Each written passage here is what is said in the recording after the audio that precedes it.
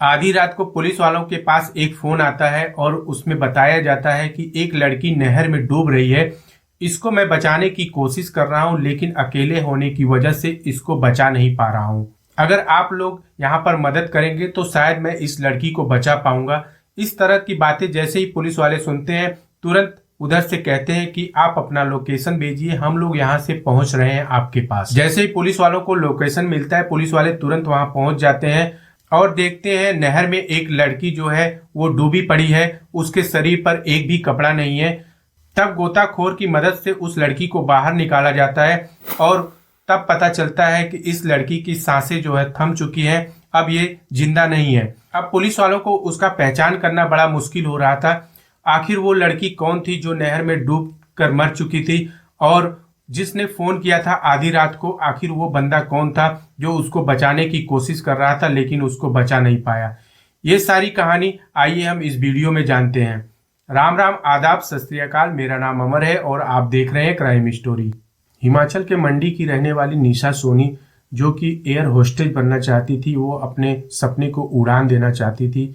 उसका परिवार एक मिडिल परिवार था। वो भी सोच रहा था कि मेरी बेटी पढ़कर अच्छे से एक एयर होस्टेज बन जाएगी और घर का सपना पूरा हो जाएगा। इसी सपने को पूरा करने के लिए निशा सोनी को वो लोग हिमाचल से पंजाब भेज देते हैं एयर होस्टेज की ट्रेनिंग के लिए। पंजाब में एक हॉस्टल लेकर वो अकेले ही रहती थी निशा सोनी। 5-6 महीने बीत गए थे, लगभग उसकी ट्रेनिंग पूरी ही होने वाली थी। 10 दिन ही बचे होंगे। 10 दिन के बाद उसको एयर होस्टेज का जॉब मिल जाता अच्छा खासा और उसके सपने पूरे हो जाते, उसके परिवार के सपने पूरे हो जाते। लेकिन उससे पहले ही वहां पर उसकी जिंदगी में एक ग्रहण लग जाता है। पंजाब पुलिस का हेड कांस्टेबल, जिसका नाम युवराज सिंह होता है, उसकी नजर उस पर पड़ जाती है और निशा से उसको प्यार हो जाता है। अब निशा को भी लगता है कि पुलिस वाला है, सरकारी नौकरी है और मैं भी एयर होस्टेज बन जाऊंगी तो अच्छी खासी जिंदगी हम लोगों की हो जाएगी। निशा भी उसके प्यार में पागल हो जाती है। पंजाब पुलिस का जो कांस्टेबल होता है युवराज सिंह, वो निशा से प्यार करने लगता है और निशा को बताता है कि मेरी शादी नहीं हुई है। लेकिन युवराज सिंह ने सारा झूठ बोलकर उसको अपने प्यार के जाल में फंसाया था। युवराज सिंह की शादी भी हो रखी थी और उसका एक बेटा भी था। उसकी बीवी जो थी वो ऑस्ट्रेलिया में रहती थी। इस हिसाब से युवराज सिंह उससे झूठ बोलता है कि मेरी शादी नहीं हुई है, जबकि वो उससे उम्र में लगभग 10-11 साल बड़ा था। निशा लगभग 22 साल की थी और वो 32 या 33 साल का रहा होगा युवराज सिंह। अब निशा को भी लगता था कि मेरी तो 10 दिन बाद ट्रेनिंग खत्म हो जाएगी और पुलिस कांस्टेबल है, उससे मैं शादी कर लूंगी। इस हिसाब से वो बातें करती है युवराज सिंह से। युवराज को बताती है कि मेरा 10 दिन बाद ट्रेनिंग खत्म हो जाएगा, उसके बाद मैं घर चली जाऊंगी और इससे पहले हम लोग अपने घर वालों से बात करके ये सारी बातें बता देते हैं कि हम लोग आपस में प्यार करते हैं और घर वालों की रजामंदी के बाद हम लोग शादी कर लेंगे। इस हिसाब से निशा जो है युवराज सिंह पर दबाव डालने लगी शादी के लिए। लेकिन युवराज जो है शादी नहीं करना चाहता था, ऑलरेडी वो शादीशुदा था। लेकिन एक दिन युवराज को पता चलता है कि उसकी बीवी जो है ऑस्ट्रेलिया से आने वाली है उसके घर पे। अब युवराज की बेचैनी एकदम से बढ़ जाती है कि अगर उसकी बीवी आ गई और निशा के बारे में उसको पता चल गया या निशा को इसके बीवी के बारे में पता चल गया तो वो कुछ भी केस वगैरह कर सकती है और उसका जो पुलिस का नौकरी है वो भी खतरे में आ सकता है और पूरा परिवार बिखर सकता है।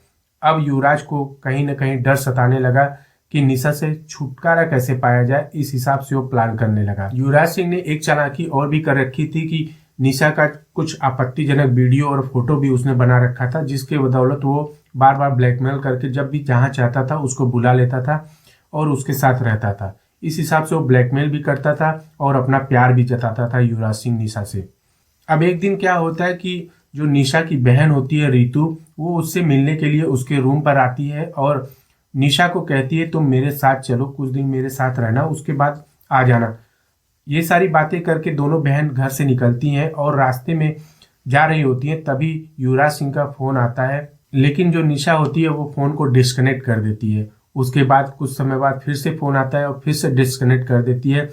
लेकिन फिर से वो फोन करता है, तब निशा उससे कहती है कि मैं अपनी बहन के घर जा रही हूँ, वहां पहुंच के मैं तुम्हें फोन करूंगी। इस तरह से कहकर वो फोन को काट देती है। अब उसकी बहन जो रितु होती है वो उससे पूछती है कि किसका फोन था और इतना इरिटेट क्यों हो रहा था। तब वो बताती है कि मेरा एक दोस्त है युवराज सिंह, उसी का फोन है। ज्यादा कुछ नहीं बताती, इतना ही बताती है। उसके बाद ये लोग लगभग रात के 8 बजे घर पे पहुंच जाते हैं। अब घर के अंदर ये लोग जाते हैं और उसके बाद कुछ ही मिनट बाद फिर से फ़ोन आता है निशा के फ़ोन पर। तब वो फ़ोन उठाती है और युवराज कहता है कि मैं तुम्हारे घर के नीचे ही खड़ा हूँ, तुम तुरंत नीचे आओ। अब उसको विश्वास नहीं हो रहा था, तभी वो बालकनी में जाके देखती है तो सच में युवराज सिंह उसके घर के नीचे ही खड़ा होता है एक सफ़ेद रंग की गाड़ी को लेकर। अब निशा अंदर जाती है और अपनी बहन रितु से कहती है कि मेरा दोस्त युवराज आया हुआ है नीचे, मैं उससे मिलकर आती हूँ। अब नीचे आने के बाद युवराज से जब मिलती है तब इन दोनों में कुछ समय तक बात होता है। उसके बाद युवराज कहता है तुम मेरे साथ चलो, ऐसा बातें कह के वो निशा को अपने साथ ले जाने के लिए गाड़ी में बैठाता है। निशा गाड़ी में ही बैठकर फ़ोन करती है अपनी बहन को कि मैं युवराज के साथ घूमने के लिए जा रही हूँ, कुछ ही समय में वापस आ जाऊंगी, आप चिंता मत करना। इस हिसाब से वो फ़ोन कर देती है अपनी बहन को और युवराज के साथ वो वहाँ से निकल जाती है। अब 2-3 घंटे बीतने के बाद जो उसकी बहन रितु होती है वो परेशान होने लगती है कि 2-3 घंटे बीत गए, रात के लगभग 10-11 बज गए, लेकिन अभी भी उसकी बहन जो है वापस नहीं आई। अब उसको वो फ़ोन मिलाती है लेकिन उसका फ़ोन क्या होता है, स्विच ऑफ हो जाता है। इस बात को जो उसकी बहन है अपने माँ बाप को भी बताती है, सबको ये खबर हो जाता है कि जो निशा थी वो एक लड़के के साथ गई है और उसका फ़ोन स्विच ऑफ हो गया है। किसी तरह रात कटने के बाद सुबह होती है, तब जो रितु होती है वो थाने पहुंचती है और निशा की गुमशुदगी की एक एफआईआर लिखाती है और ये भी लिखाती है कि एक युवराज नाम का लड़का था जो निशा को अपने साथ लेके गया, उसके बाद उसका फ़ोन स्विच ऑफ जा रहा है और उससे कोई संपर्क नहीं हो पा रहा है। ये घटना होती है 21 जनवरी 2025 की। अब एक फ़ोटो जो होता है हर थाने पर पंजाब में सर्कुलेट होता है एक लड़की का जो नहर में डूबी पड़ी थी और उसके शरीर पर एक भी कपड़ा नहीं होता है, उस लड़की का एक फ़ोटो सर्कुलेट होता है। अब पुलिस वाले जो गुमशुदगी की रिपोर्ट लिखाई गई थी रितु की, उसको वहाँ बुलाते हैं और उसकी पहचान करने के लिए कहते हैं कि एक फ़ोटो है एक लड़की का, आप उसको पहचानने की कोशिश करिए, क्या आपकी बहन यही है। अब उसकी बहन और माँ बाप थाने पहुँचते हैं और जैसे ही फ़ोटो देखते हैं वो पहचान जाते हैं कि उनकी बेटी निशा ही है। उन लोगों का रो रो कर बुरा हाल हो जाता है और उसके बाद अब पंजाब पुलिस जो है जांच की प्रक्रिया को आगे बढ़ाती है और पता करने की कोशिश करती है कि वो लड़की नहर में कैसे डूब गई और उसको पहली बार किसने देखा। तब पता चलता है कि एक पुलिस कांस्टेबल जो कि पंजाब पुलिस में ही है, युवराज सिंह इसका नाम है, इसने ही सबसे पहले देखा और इसने ही मदद के लिए पुलिस वालों को फ़ोन किया कि एक लड़की डूब रही है और उसको बचाने की कोशिश भी ये कर रहा था। इस हिसाब से पुलिस वालों को कोई शक नहीं हुआ। जैसे ही पुलिस वाले ने सुना युवराज सिंह उसका नाम है, तो जो एफआईआर था उसमें भी उसकी बहन ने युवराज सिंह का जिक्र किया था। अब पुलिस को समझते देर नहीं लगी कि यही युवराज सिंह ने उसका हत्या किया है। अब पुलिस कंट्रोल रूम में सूचना जाता है कि युवराज सिंह को जहां भी है उसको अरेस्ट कर लिया जाए। अब युवराज सिंह अरेस्ट हो जाता है। उसके बाद उसको सारे हथकंडा तो पुलिस वालों का पता ही था कि पुलिस वाले कैसे बयान लेते हैं, कैसे कबूलवाते हैं, इस तरह से सारी बातें उसको पता थी। पुलिस वाले जब भी उससे बयान ले रहे थे तो वो कुछ भी बता नहीं रहा था, इधर उधर सिर्फ घुमा रहा था कि मैं जा रहा था और नहर में मैंने ऐसे लड़की को देखा, इस हिसाब से वो सारी बातें बता रहा था। अब पुलिस वाले को क्योंकि पूरा पुख्ता सबूत था उसके नाम का, पुलिस वालों ने क्या किया, उसकी तलाशी लिया और उसके पास से 2 फ़ोन मिला, एक उसका और एक जो मर गई थी लड़की निशा उसका फ़ोन मिला। अब दोनों फ़ोन को चेक किया जाता है तो पता चलता है कि इन दोनों के बीच में अक्सर बातें होती थी और वीडियो कॉलिंग होता था। अब पुलिस वाले जब सख्ती से पुलिस कांस्टेबल से पूछते हैं युवराज सिंह से, तब वो बताता है कि हाँ मैंने ही निशा की हत्या की है, उसको उसकी बहन के घर से पिकअप करके लेके आया और नहर में उसका हाथ बांधकर उसके सारे कपड़े निकाल कर उसको नहर में डाल दिया।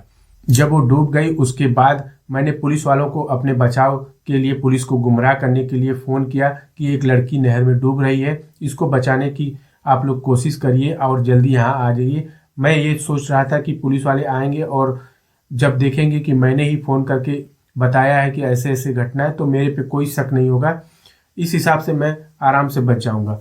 क्योंकि मेरी जो बीबी है वो ऑस्ट्रेलिया से घर आ रही थी और इस हिसाब से मैं बहुत डर गया था कि अब मैं क्या करूं, मेरा जो भांडा है फूट जाएगा, जो निशा है वो सारी बातें बता देगी। इस हिसाब से मैं डर के मारे निशा की हत्या कर देता हूं और उसकी बीबी जो ऑस्ट्रेलिया से आ रही है उसको कुछ ना पता चले, इस हिसाब से पूरा प्लान कंप्लीट करके युवराज ने उसकी हत्या कर दी थी। जहां निशा का 10 दिन में ही एयर होस्टेज बनने का सपना पूरा होने वाला था, उससे पहले ही उसकी ज़िंदगी रुखसत हो गई इस दुनिया से। एक पंजाब पुलिस के कांस्टेबल युवराज सिंह ने उसकी जिंदगी में ग्रहण लगा दिया और उसकी जिंदगी वीरान हो गई। उसके परिवार वाले और उसका सपना कभी न पूरा हो पाए, ऐसी दर्दनाक हत्या उसने उसके साथ हैवानियत कर दी। आप लोगों को कहानी के माध्यम से क्राइम के बारे में बताना, आप लोगों को सिर्फ जागरूक करना है, किसी को हर्ट करना नहीं, किसी को परेशान करना नहीं। जिस हिसाब से आज के समाज में क्राइम इतनी तेजी से बढ़ रहा है, आपको सचेत रहना है, आपको हमेशा सावधान रहना है।